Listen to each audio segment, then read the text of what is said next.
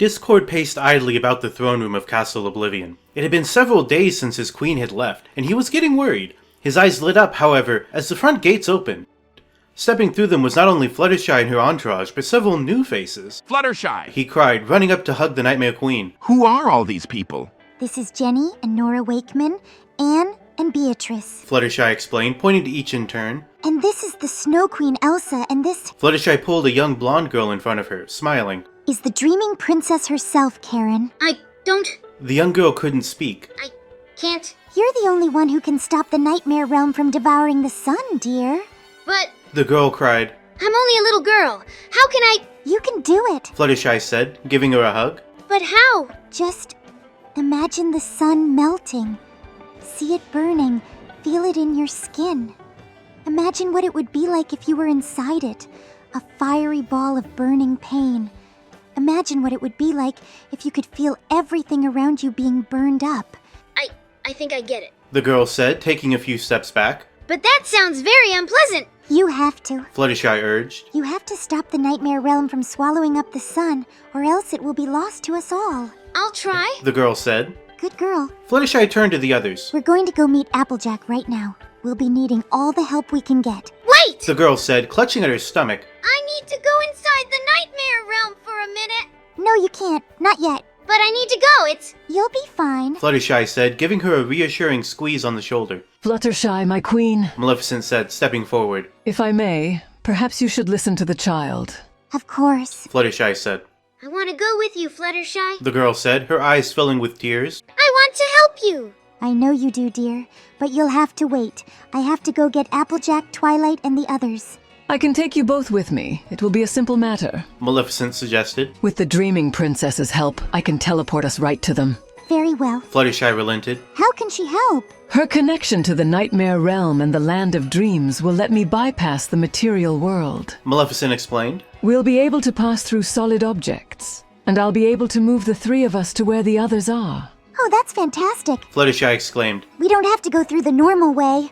If we go straight to Twilight, we should reach her in no time. Maleficent said. I wonder what she's doing. Fluttershy mused. I'm sure she's doing her best to stop the Nightmare Realm. Maleficent replied. I hope so. Fluttershy said. We need her. Fluttershy and Karen both approached Maleficent, and Maleficent's staff glowed with green magical energy. Are you ready? She asked. I'm as ready as I'll ever be. Fluttershy said. Karen, are you ready?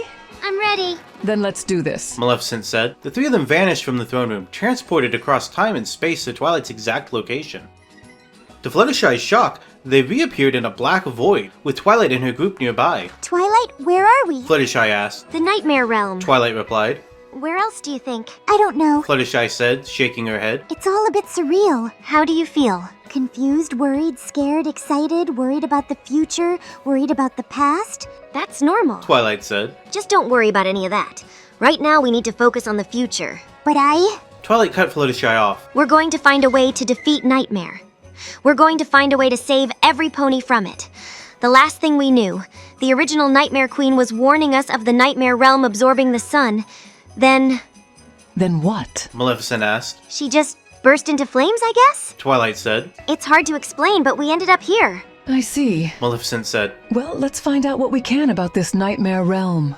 Maybe I can help with that. Came a voice from the void. The group turned, spotting the mysterious moon they'd seen in the dreaming world. Happy to see you again so soon. who are you? Fluttershy asked. My real name is unimportant. The moon said. You might as well call me Nightmare. Nightmare? Twilight asked. No, I remember you.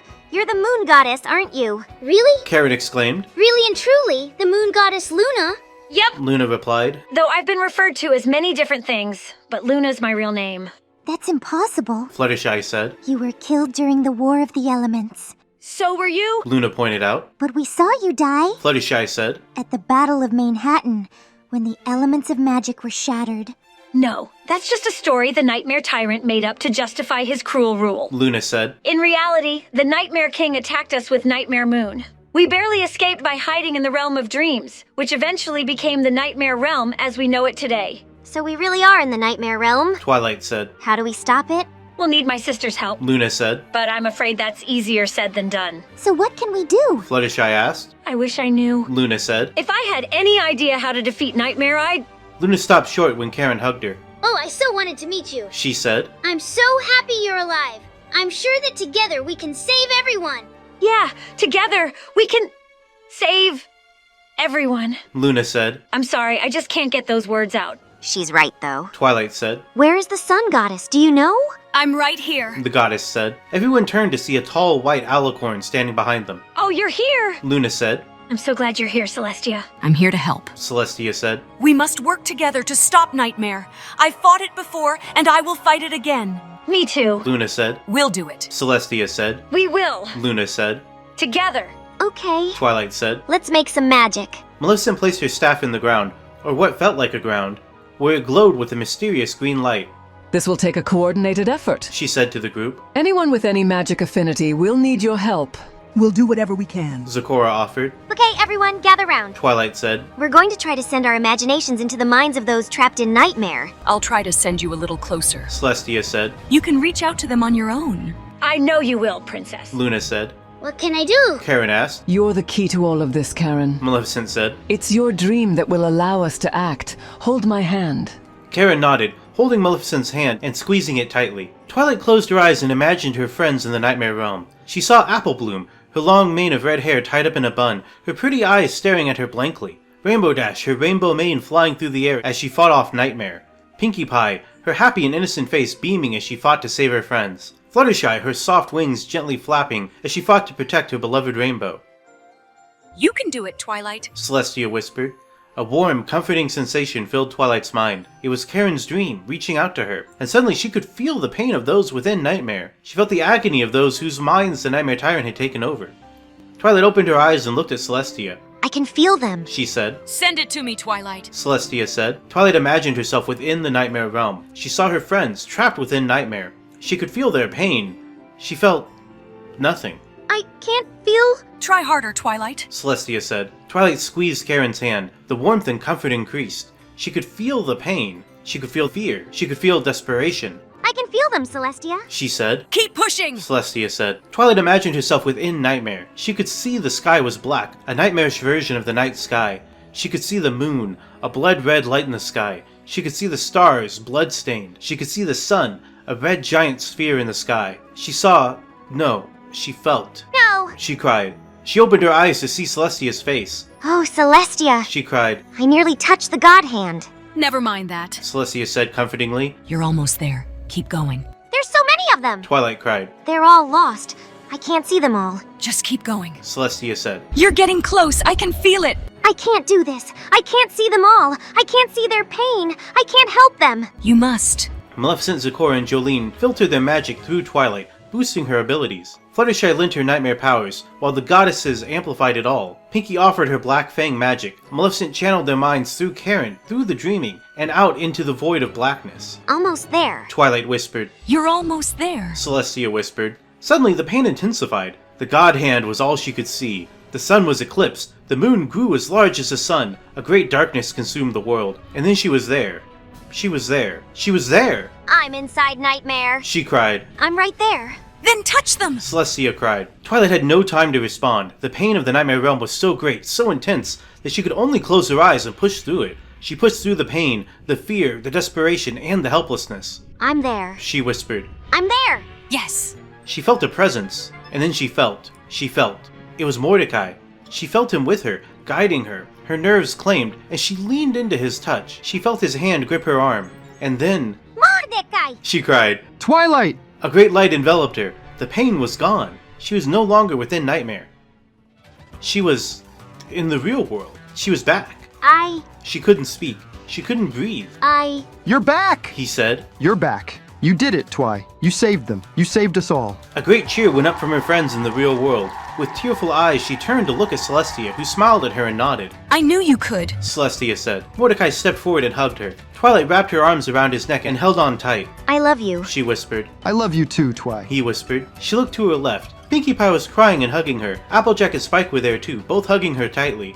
I'm so glad you're back, Twilight. Applejack sobbed. We couldn't have done it without you, Twi. Fluttershy added. You really did it. Jolene said. You're back! Roxy cried. 1,000 voices cried out to her. She held them all in her heart. I'm back. Twilight said, barely believing it herself. She'd brushed up against something so big, so powerful that it felt like 100 years had passed. She had 1,000 missed messages, 1,000 lost memories, 1,000 things she wanted to say, but those would have to wait, because this was real. Her friends were real. And so that's going to be the conclusion of Season 5 of Nightfall. Kind of a strange, esoteric ending, I think. I don't know. I mean, the AI didn't seem to have a good idea of what was happening, and honestly, I didn't either. So there wasn't a lot of advice I could offer it. Normally, I try to guide it a bit if it gets a little off track, but this was all kind of abstract, I guess. But that sort of fit with the rest of the season, I thought, because this season never really had like a grounded villain or antagonist the way that the first 4 did. It more focused on just the concept of the Nightmare Realm reacting to the defeat of the Nightmare Tyrant and things like that from the previous seasons. But now this season ends on episode 50, which I think is like a good stopping point. Not like forever. I'm not ending Nightfall, but I think there might be a bit of a break. We'll see. I don't know. I have started working on season 6. You know, I rendered all of the scripts for this chapter and the previous chapter a long time ago. It's been a while. AI Dungeon is like a completely different website than it was the last time I used it. I had about half of the first episode of season 6 written, and then just left it for like years. I don't know exactly how long it's been, but a long time. Way back when I was still like early, maybe even before setting this channel up, when it was still on the old deleted channel. I don't remember. It's been a long time though, because I had written a lot ahead and then I just stopped. So what I've done recently is I've taken that script that AI Dungeon wrote, and then I put it into Novel AI, which is a writing service I've been using more recently. I haven't touched AI Dungeon in a while, but I've been using Novel AI for various things. And the Novel AI picked up where AI Dungeon left off, and then I've written like 3 or 4 extra scripts past that. So I have the groundwork for another season, and I do want to do more Nightfall stuff because there's a lot of hanging things. I feel like Twilight and Mordecai's story is kind of wrapped, but there's a lot of other characters in Nightfall. It's a weird scattershot story. So there's a lot of other people with unfinished business that I think would be nice to check in on. So we'll do that eventually.